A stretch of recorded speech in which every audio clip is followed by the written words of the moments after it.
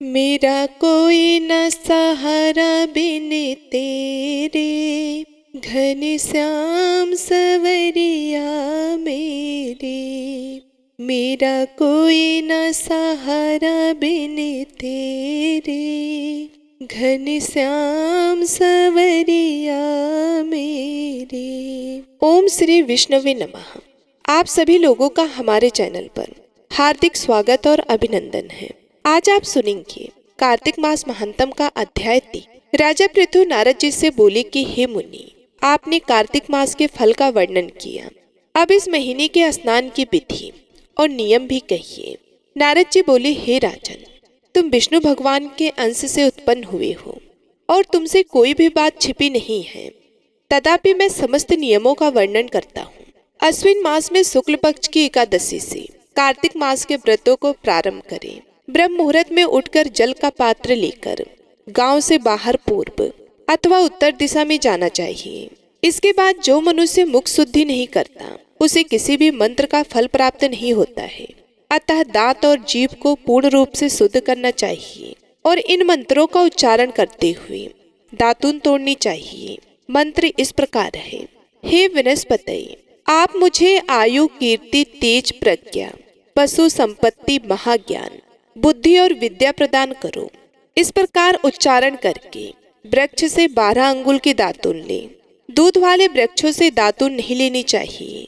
इसी प्रकार कपास, कांटेदार वृक्ष तथा जले हुए वृक्ष से भी दातून लेना मना है, जिससे उत्तम गंध आती हो और जिसकी टहनी कोमल हो। ऐसे ही वृक्ष से दंत धावन ग्रहण करना चाहिए।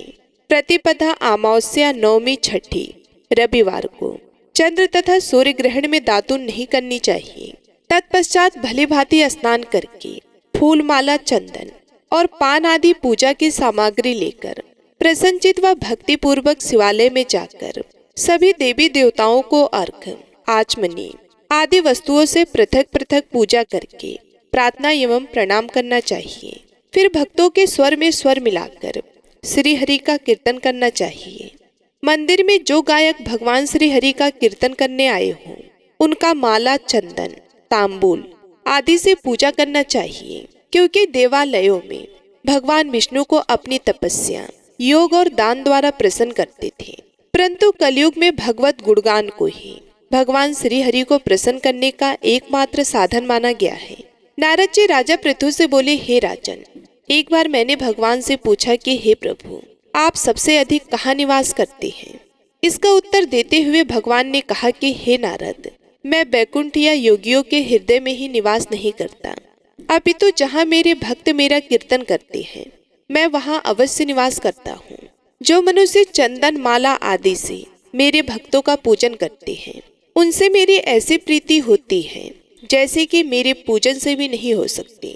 नारद जी ने फिर कहा, शिरीष, धतूरा, गिरजा, चमेली, केसर, कंदार और कटहल के फूलों व चावलों से भगवान विष्णु की पूजा नहीं करनी चाहिए। अड़हल, कंद, गिरीश, जूही, मालती और केवड़ा के पुष्पों से भगवान शंकर की पूजा नहीं करनी चाहिए।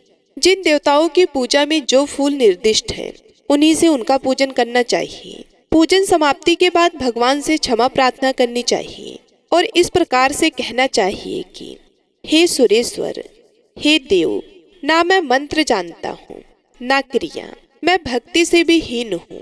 मैंने जो कुछ भी आपकी पूजा की है उसे पूरा करें। ऐसी प्रार्थना करने के पश्चात साष्टांग प्रणाम करके भगवत कीर्तन करना चाहिए। श्री हरि की कथा सुननी चाहिए और प्रसाद ग्रहण करना चाहिए। जो मनुष्य उपरोक्त विधि के अनुसार कार्तिक व्रत का अनुष्ठान करते हैं, वे जगत के सभी सुखों को भोगते हुए अंत में मुक्ति को प्राप्त करते हैं। बोलिए श्री विष्णु भगवान की जय, लक्ष्मी माता की जय। ओम नमः शिवाय। अब आप सुनिए भगवत गीता का यह महात्म। इस महात्म में भगवान श्री विष्णु ने माता लक्ष्मी से कहा कि प्रथम अध्याय के महात्म का उत्तम उपाख्यान मैंने तुम्हें सुना दिया। अब अन्य अध्याय के महात्म श्रवण करो। दक्षिण दिशा में वेद व्याता ब्राह्मणों के पुरंदरपुर नामक नगर में श्रीमान देव शर्मा नामक एक विद्वान ब्राह्मण रहते थे। वे अतिथियों की पूजा, स्वाध्याय, सल वेद शास्त्रों के विशेषज्ञ, यज्ञों का अनुष्ठान करने वाले और तपस्वियों के सदा ही प्रिय थे। उन्होंने उत्तम द्रोह के द्वारा अग्नि में हवन करके दीर्घ काल तक देवताओं को तृप्त किया, किंतु उन धर्मात्मा ब्राह्मण को कभी सदा रहने वाली शांति नहीं मिली। वे परम कल्याण में इच्छा से प्रतिदिन प्राचुर सामग्रियों के द्वारा सत्य संकल्प वाले तपस्वी की सेवा करने लगे। इस प्रकार शुभ आचरण करते हुए उन्हें बहुत समय बीत गया। तदंतर एक दिन पृथ्वी पर उनके समक्ष एक त्यागी महात्मा प्रकट हुए। वे पूर्ण अनुभवी, आकांक्षा रहित, नासिका के अग्र भाग पर दृष्टि रखने वाले तथा शांत चित्त थे। निरंतर परमात्मा के चिंतन में संलग्न वे सदा आनंद विभोर रहते थे। देव शर्मा ने उन नित्य संतुष्ट तपस्वी को शुद्ध भाव से प्रणाम किया और पूछा कि महात्मा, मुझे शांति में स्थिति कैसे प्राप्त होगी। तब उन आत्मज्ञानी संत ने देव शर्मा को सोपुर ग्राम के निवासी मित्रवान कोजोरियो का चरवाहा था उसका परिचय दिया और कहा कि वही तुम्हें उपदेश देगा। यह सुनकर देव शर्मा ने महात्मा के चरणों की वंदना की और समृद्धशाली सोमपुर गांव में पहुंचकर उसके उत्तर भाग में एक विशाल वन देखा। उसी वन में नदी के किनारे एक शिला पर मित्रवान बैठा था। उसके नेत्र आनंद अतिरेक से निश्चल हो रहे थे।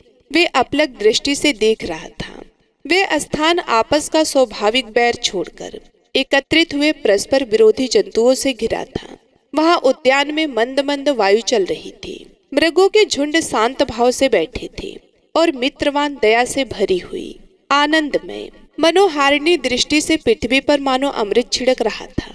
इस रूप में उसे देखकर देव शर्मा का मन प्रसन्न हो गया।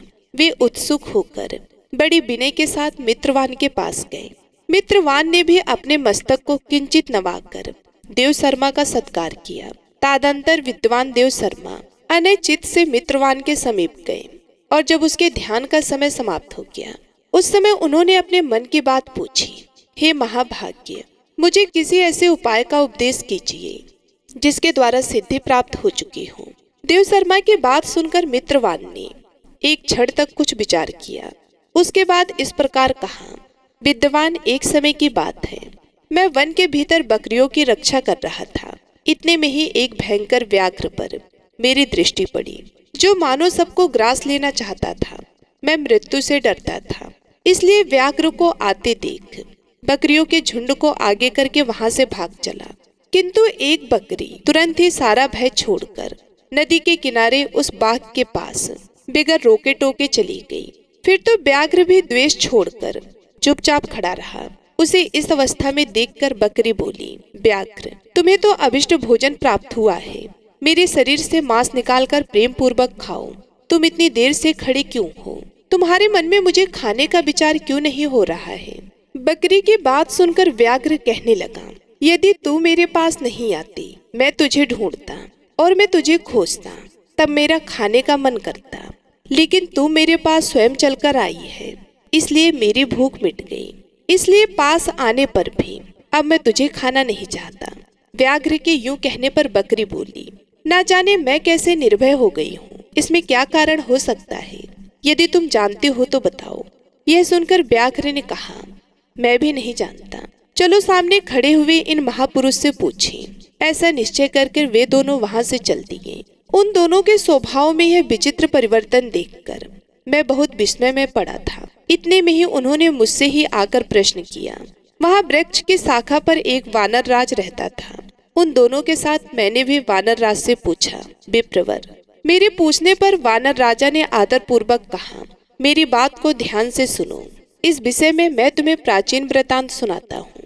यह सामने वन के भीतर जो बहुत बड़ा मंदिर है, उसकी ओर देखो। इसमें ब्रह्मा जी का स्थापित किया हुआ एक शिवलिंग है।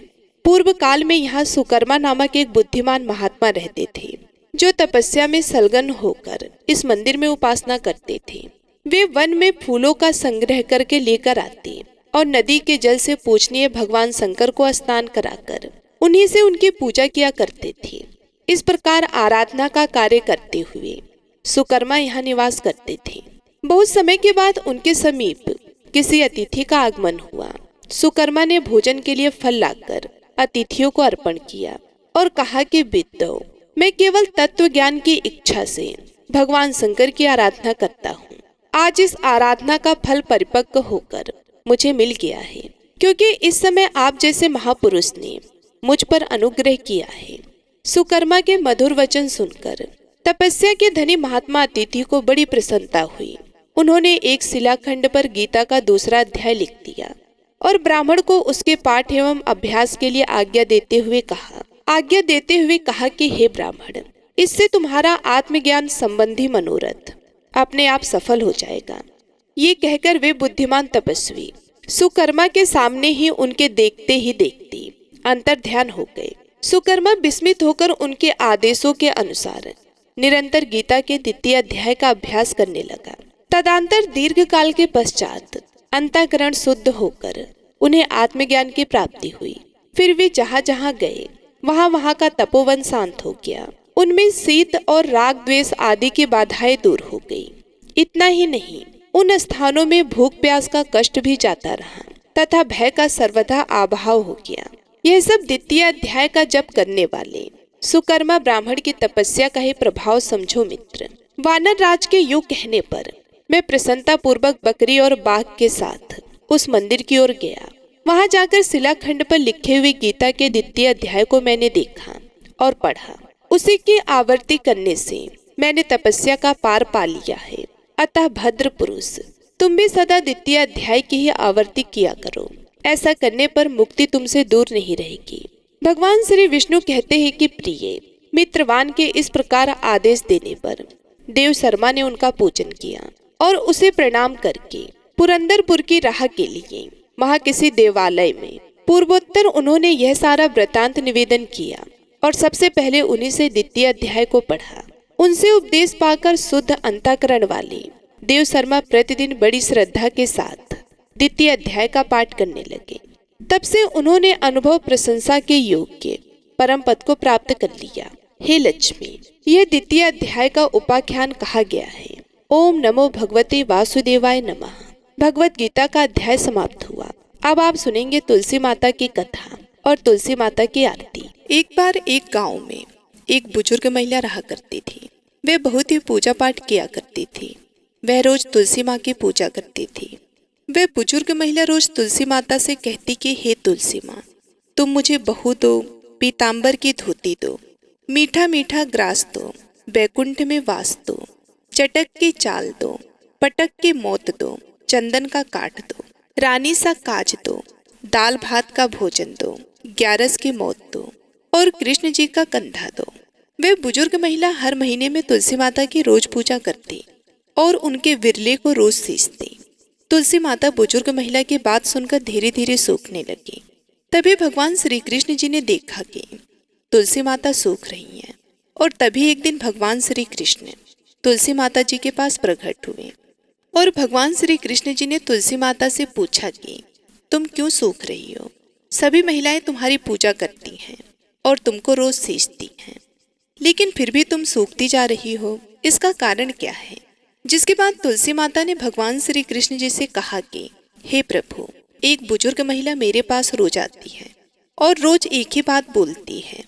कहती है कि हे तुलसी माता सबकी दाता, मैं तेरा बिरला सींचती हूँ, तुम मुझे बहू दे, पीताम्बर की धोती दे, मीठा मीठा ग्रास दे, बैकुंठ में वास दे, चटक की चाल दे, पटक के मौत दे, चंदन का काट दे, रानी सा रास दे, दाल भात का भोजन दे, 11 की मौत दे और कृष्ण जी का कंधा दे। मैं उस बुजुर्ग महिला की सारी मनोकामनाएं पूरी कर सकती हूँ, लेकिन उसकी एक मनोकामना पूरी नहीं कर सकती। मैं कृष्ण जी का कंधा कहाँ से दूंगी? भगवान श्री कृष्ण जी तुलसी माता की बात सुनकर जोर जोर से हंसने लगे और फिर भगवान श्री कृष्ण जी ने तुलसी माता जी से कहा कि तुम चिंता मत करो, जब ये बुजुर्ग महिला की मृत्यु होगी तब मौके पर मैं उसको कंधा दे दूंगा। अब सुबह जब वह पूजा करने आए तब कह देना कि सब कुछ तुम्हें मिल जाएगा। कुछ दिनों बाद वह वृद्ध महिला ठोकर खाकर रास्ते में गिरकर मर गई। पूरे गांव के सभी लोग आए और उस महिला को सभी लोग धर्मात्मा मानते थे। उसको तुलसी जी की डोकरी कहते थे। उसके परिवार में कोई भी नहीं था, इसलिए गांव वाले ने ही उसके अंतिम संस्कार करने की योजना बनाई और उसे नहलाकर जब बैकुंठी पर बिठाने के लिए उसे उठाने लगे तो उसका मृत शरीर इतना भारी हो गया था कि उसे कोई उठा ही नहीं पाया।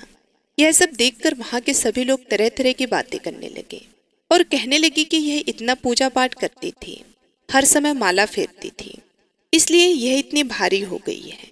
वे पूरे गांव में चर्चा होने लगी कि डोकरी माई कोई भक्ति नहीं करती थी, यह छल कपट करती थी। हम जिसे धर्मात्मा समझते थे वह पापी है, जो कि किसी से भी नहीं उठ पा रही है। यह इसके कर्मों की सजा है। इधर भगवान ने सोचा कि मेरे भक्तों की निंदा हो रही है, इसलिए भगवान ने बूढ़े ब्राह्मण का भेष धारण करके वहां पर आए और वहां पर एक व्यक्ति से पूछने लगे कि यहाँ पर इतनी भीड़ क्यों लगी है, जिससे लोग कहने लगे कि यह डोकरी माई मर गई है और पाप इतना था कि जिससे यह उठ नहीं पा रही हैं। सब उठा उठा कर थक गए।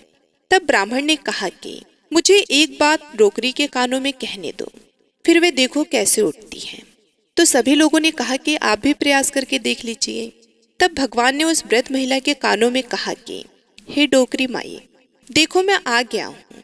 और जो डोकरी पूजा करते समय शब्द कहती थी वह शब्द उसके कानों में कहने लगे, तू बिड़ला सींच, तेरा मैं करूँ निस्तारा, मेरा डोकरी माई बहू ले, बेटी ले पोता ले, लड्डू ले पीताम्बर की धोती ले, गहना ले घी का घड़ा ले, मीठा मीठा खीर और पूड़ी ले, दाल भात का भोजन ले, धन दौलत ले, बेटा पोता को ले, काम ले, तुलसी को पताका ले, मुंह में गंगा जल ले, 11 के दिन ले, चंदन को दाग ले, श्री कृष्ण जी का कंधा ले। इतना सुनते ही डोकरी हल्की हो गई। भगवान ने बोला आओ और उसको उठाओ। भगवान ने हाथ लगाया और डोकरी उठ गई। सबको बड़ा ही आश्चर्य हुआ। उसे खूब धूमधाम से ले जाया गया। भगवान उसे अपने कंधे पर ले गए। पूरे गांव में इसकी चर्चा होने लगी, जिससे उसको मुक्ति मिल गई और वह बैकुंठ में चली गई। सभी लोग देखते रहे। सभी लोगों ने देखा कि शमशान घाट तक तो ब्राह्मण साथ ही आया था, लेकिन अब वह दिखाई नहीं दे रहा। इससे लोगों को समझ में आ गया कि वो कोई और नहीं, स्वयं भगवान बूढ़े ब्राह्मण के रूप में आए थे। बोलिए श्री राधा कृष्ण भगवान की जय। बोलिए श्री तुलसी शालिग्राम जी की जय। आइए अब सुनते हैं तुलसी चालीसा। जय जय तुलसी भगवती सत्यवती सुखदानी, नमो नमो हरि प्रियसी श्री वृंदा गुण खानी, श्री हरि शीस विरजनी देहु अमर वरम, जनहित हे वृंदावनी अब ना करहु बिलम। धन्य धन्य श्री तुलसी माता, महिमा अगम सदा श्रुति गाता, हरि के प्राणहु से तुम प्यारी, हरहि हेतु कीनो तप भारी, जब प्रसन्न है दर्शन दीनो, तब करि जोरि विनय उस कीनो, हे भगवंत कंत मम हो, दीन जानि जन छाड़ो मो, सुनी लक्ष्मी तुलसी की बानी, दीनु श्राप कद पर आनी, उस अयोग्य वर मांगन हारी, हो बिटप तुम जड़ तनुधारी, सुन तुलसी हो स्रवते ही ठामा, करहु वास तुहु नीचन धामा, दियो वचन हरि तब तत्काला, सुनहु सुमुख जनि हो बिहाला, समय पाई व्यहुरो पति तोरा, पूजहु आस वचन सत मोरा, तब गोकुल मह गोप सुदा माता, सुभई तुलसी तू बामा, कृष्ण रास लीला के माही, राध सक्यो प्रेम लखि नाही, दियो श्राप तुलसी तत्काला, नर लोकहि तुम जन्महु बाला, यो गोप वह दानव राजा, शंख चूड़ नामक सिर ताजा, तुलसी भैता सुकी नारी, परम सती गुण रूप अगारी, अस दे कल्प बीत जब गयऊ, कल्प तृतीय जन्म तब भयऊ, वृंदा नाम भयो तुलसी को, असुर जलंधर नाम पति को। कर अति द्वंद अतुल बल धामा, लीन शंकर से संग्रामा। जब निज सैन्य सहित शिव हारे, मरहि न तब हर हर ही पुकारे। पतिव्रता वृंदा थी नारी, को न सके पतहि संघारी। तब जलंधर ही भेष बनाई, वृंदा ढींग हरि पहुँचो जाई। शिव हित लय कर कपट प्रसंगा, कियो सतित्व धर्म तो ही भंगा। भयो जलंधर कर संघारा, सुनि उर शोक भयो उपारा। ते छड़ दियो कपट हरि टारी, लखी वृंदा दुख गिरा उचारी। जलंधर जस हत्यो अभिभीता, सोई रावण तस हरि ही सीता। अस प्रस्तर सम हृदय तुम्हारा, धर्म खंडी मम पत ही संघारा। यही कारण लहि श्राप हमारा, होवे तनु पसाण तुम्हारा। सुनि हरि तुरत ही वचन उचारे, दियो श्राप बिना विचारे। लख्यो ना निज कर तूति पति को, छलन चाहो जब पार्वती को। जड़ मत तू अस हो जड़ रूपा, जग में तुलसी बिटप अनूपा। धग्वे रूप हम साली ग्रामा, नदी गंड की बीच ललामा। जो तुलसी दल हम ही चढ़े हैं, सब सुख भोग परम पद पई है। बिन तुलसी हरि चलत शरीरा, अतिशय उठत शीस उर पीरा। जो तुलसी दल हरि सिर धारत, सो सहस्त्र घट अमृत डारत। तुलसी हरि मन रंजन हारी, रोग दोष दुख भंजन हारी। प्रेम सहित हरि भजन निरंतर, तुलसी राधा में नहीं अंतर। व्यंजन हो छपनौ परकारा, बिन तुलसी दल न हरहि प्यारा। सकल तीर्थ तुलसी तरु छाही, लहत मुक्ति जन संशय नाही। कवि सुंदर इक